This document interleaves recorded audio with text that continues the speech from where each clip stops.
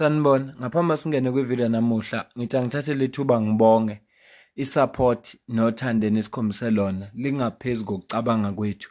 Siyacela niqhubeke nisupporte njalo ngokubuka amavideo ethu, ungakhohlwa ukukhomenta, ushare, ulike. Siyafisa ukuzwa umbono wakho. Sicela ke singene kwivideo namuhla. Sizokhumbula izolo ukuthi sicaphune idebate ebikhona lapha eParliament phakathi kweMK, iANC kanye neDA. Ngifisa siqhubeke lapho sicaphune iEFF ngoba kunamaphuzu abalekile washilo, kodwa ngibona ukuthi kunokuthi ngiqale ngedebate angiqale ngento ekhulunywe kwiportfolio committee le finance, ikakhulukazi makhulunywa ngale daba le operation Vulindlela, ngoba kusithenjisa ukuthi ngayo izokhanda amathuba emisebenzi. Kodwa u-Treasurer General we-EFF Omphile Matu unombono ohlukile. Ngithe angicaphune yena-ke bese sihamba naye-ke sizwe ukuthi uthini yena. Ngakujabulela ukuzwa umbono wakho la ku-comment section below, futhi angibonge kubantu abakhomentayo nabalayikhayo nabasherayo.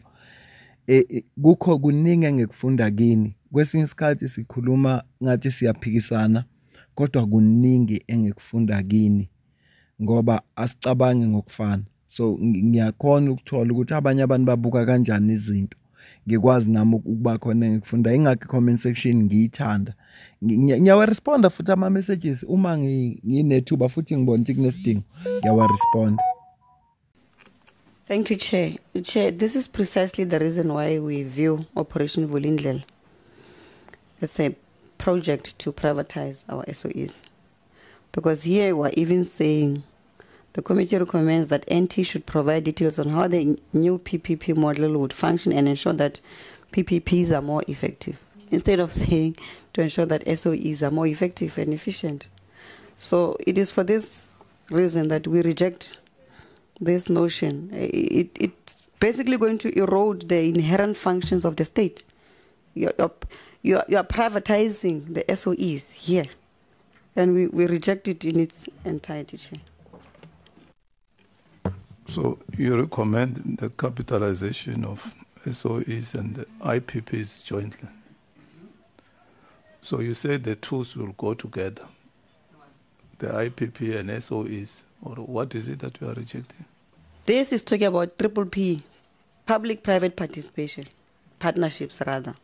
So I'm saying for us to even go and say that Treasury must ensure that PPEs are more effective, instead of saying we need to strengthen our SOEs.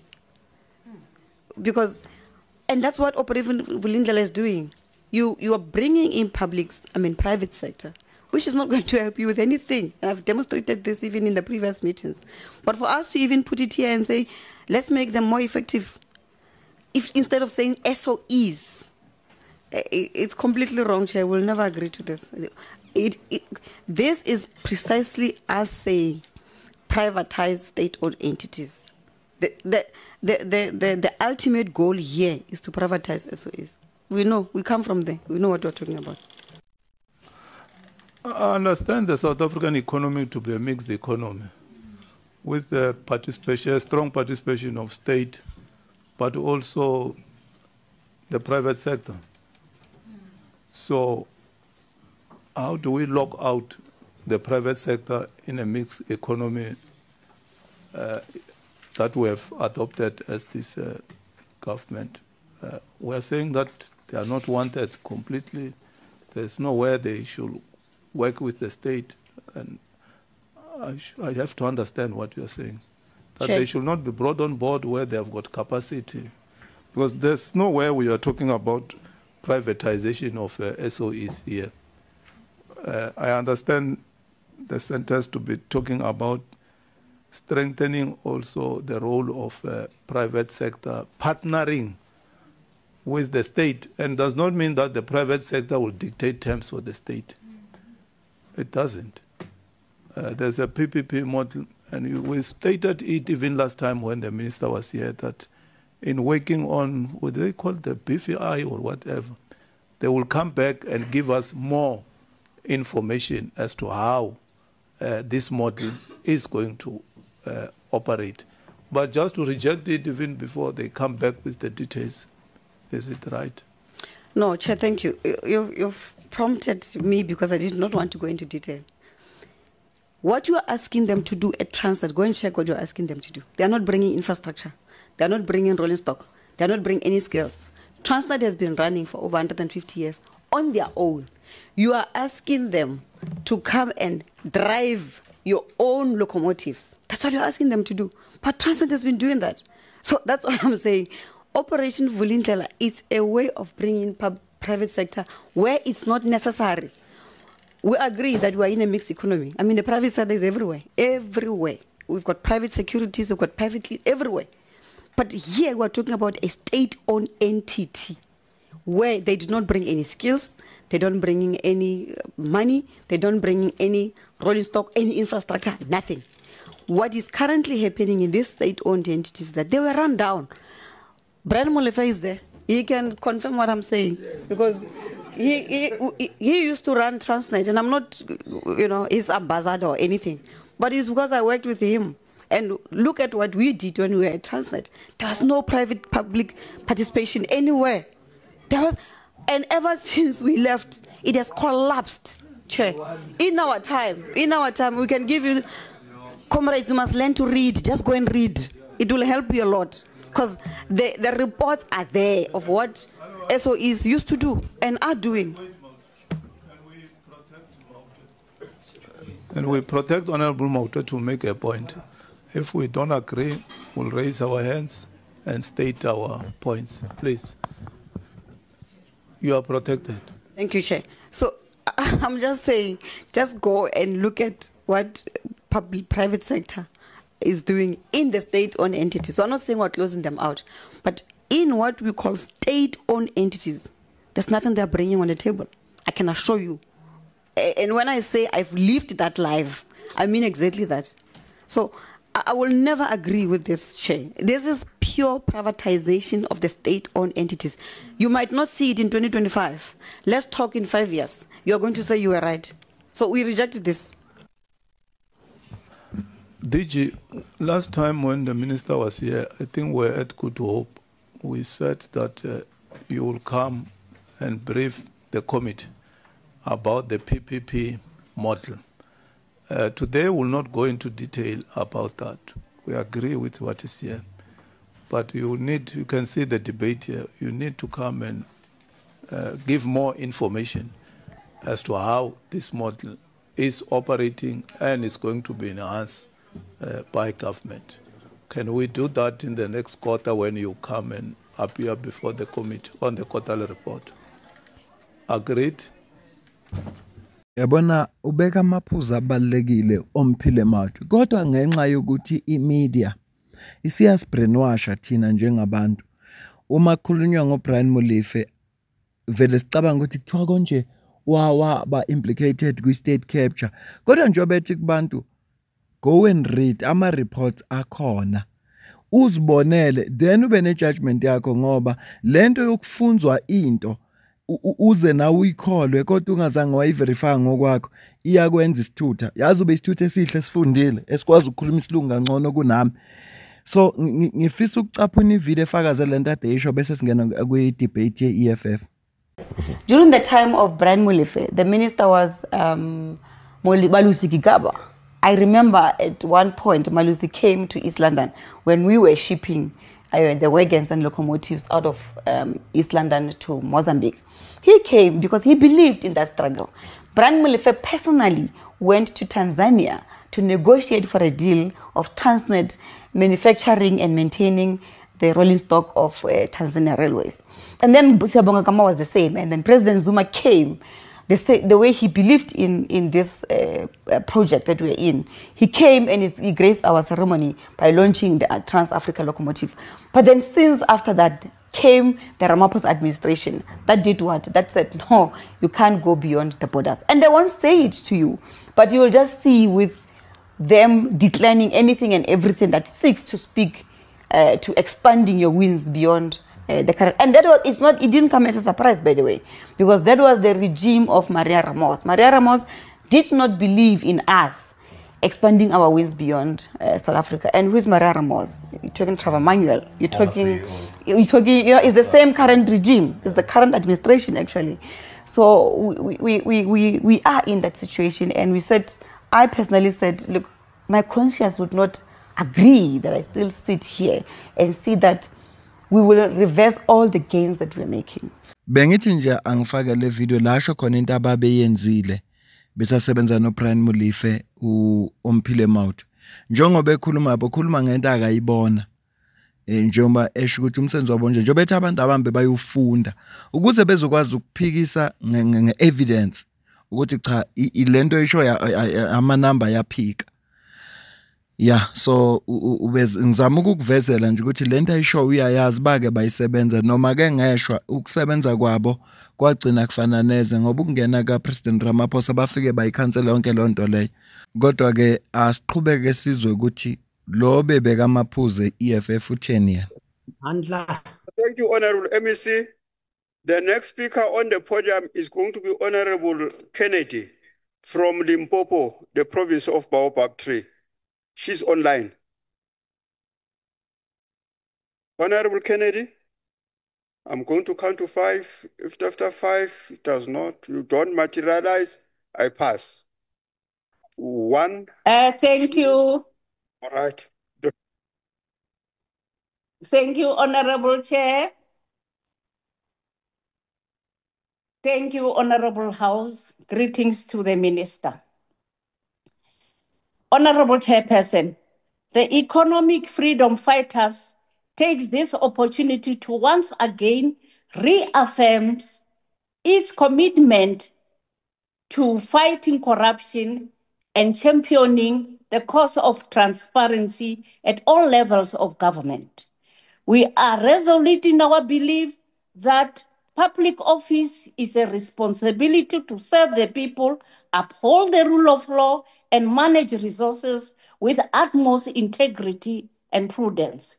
We have, since inception, consistently voiced our commitment to combating corruption at all levels of government, as corruption is a major impediment to South Africa's progress and economic development. Our core ideology revolves around economic freedom, and we believe that corruption at any level hinders this objective. As the EFF, we therefore believe that fighting corruption and alleviating the energy crisis, transparency, and accountability are crucial. This involves promoting open government initiative, strengthening whistleblower protection, and ensuring that contract and tender process are fair and free from undue influence. Implementing these measures can help prevent corruption, improve energy sector management, and ultimately lead to a more sustainable and reliable energy supply. In implementing such transparency measures, we are of the view that government agencies should strengthen oversight bodies and ensure robust legal frameworks with penalties for corruption. And that multifaceted approaches are needed to address some of the energy crisis sustainability, focusing on renewable energy sources, grid modernization, and energy efficiency. This includes the acceleration of deployment of solar and wind power, implementing energy storage solutions like batteries, and exploring waste to energy technologies. As such, in the EFF, we were saddened but not surprised by the return of load shedding last month, as this government has consistently failed to provide a steady and reliable supply of electricity, proving once again that they are incapable of solving South Africa's energy crisis. It is evident that the supposed load shedding free periods were nothing but a manufactured illusion to create a false sense of progress in energy stability. As the EFF, we have long warned that this GNU government has no real intention of resolving the energy crisis. Instead, it is clear that they are paving the way for the eventual privatization of the electricity sector, ensuring that South Africans will never have peace when it comes to energy security. They continue to fail in managing Eskom efficiently, whilst allowing independent power producers and private companies to dictate the future of energy supply in the country. This is a well-orchestrated scam aimed at ending a few at the expense of the majority. Honorable Chair, as a country, South Africa has abundant solar resources, making it a prime candidate for solar power generation. This includes both large-scale solar farms and the encouragement of rooftop solar for household and businesses. We are therefore saddened by Eskom ongoing struggles, which have resulted in relentless load shedding, plunging entire communities into darkness for extended periods of time. This has crippled small businesses, disrupted livelihoods, and placed a huge strain on essential services like hospitals and water treatment plants. The EFF has consistently maintained that the challenges faced by Eskom are direct results of years of ANC-led mismanagement, corruption, and lack of investment in renewable energy sources. And we have long advocated for the nationalization of electricity sector and terminating contracts with power producers. But our calls have been met with deaf ears. And despite failure to supply electricity equitably, Eskom and the National Energy Regulator of South Africa, NERSA, have no shame in consistently approving exploitative tariff hike. We know this to be true, as just last year, in September 2024, Eskom sought an outrageous 66% multi-year tariff escalation, with a proposed 36.15% increase for 2025 alone.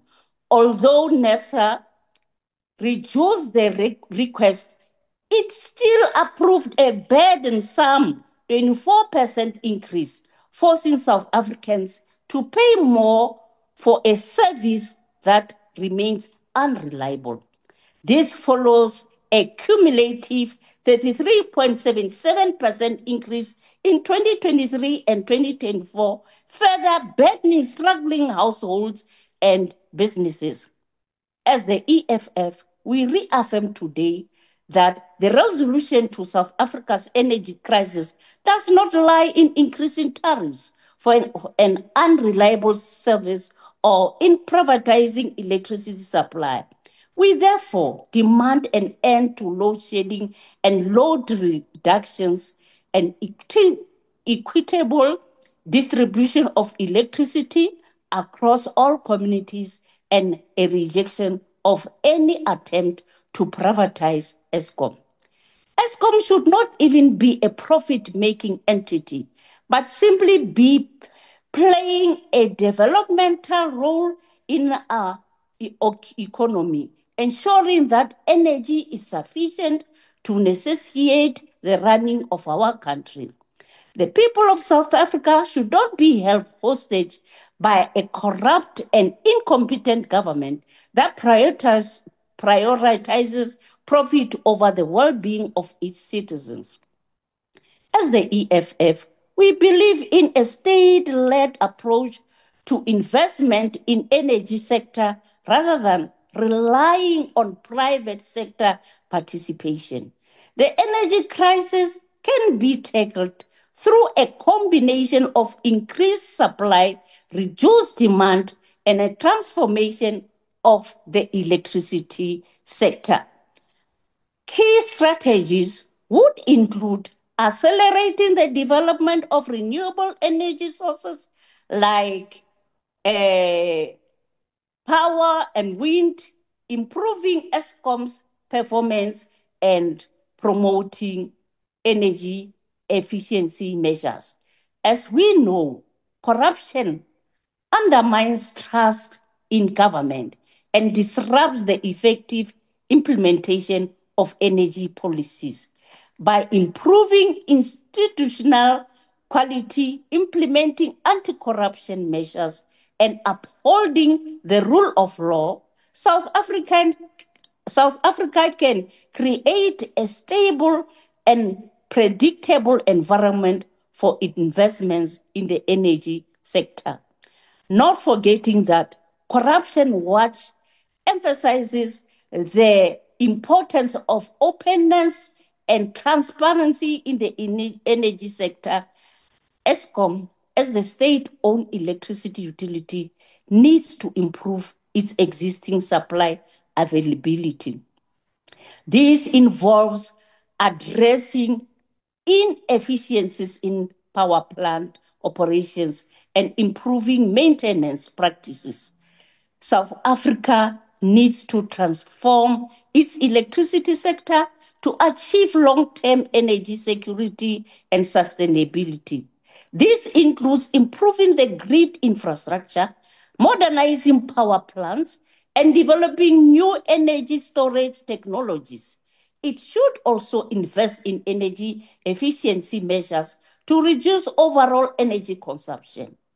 The EFF government, as outlined in our manifesto, seeks to consolidate generation, transmission, and distribution into a single entity, expanding its capacity for consistent, dependable, and affordable electricity distribution, and to diversifying the energy mix, incorporating clean coal, gas, and nuclear and renewable sources to ensure energy security and decarbonization. Finally, Honorable Chair, the EFF urges citizens to remain vigilant and to report any instances of abuse of power and misuse of public funds, as it is through collective effort and active citizenship that we can safeguard our democracy and ensure that justice is administered without fear or favor. Thank you, Honorable Chair. Thank you, Honorable Kennedy. Ya iyona debate le elethwe economic freedom fighters njengoba bekhulunywa ngotaba le corruption na ku energy sector ukuthi iziphi izinto ezingenziwa. Ngiyacela kuze ukuphawula kwakho ukuthi wena kuyonke lenkulumo ebekiwe wena ubona kanjani. Ngabe ngempela operation Vulindlela izo privatizer ama state owned entities na especially iTransnet neEskom. Ngisho lokho ngoba uMphile Mathe ushilo wathi abalethi ma skills akuna infrastructure abazoyibuilda manje ngokwakho kokucabanga because kube beza nama skills bengezovuma mina ngesingami ngicela ukuthi wena ubona kanjani ngale kwalokho mina nawe sidibana kwivideo landelayo yabonga.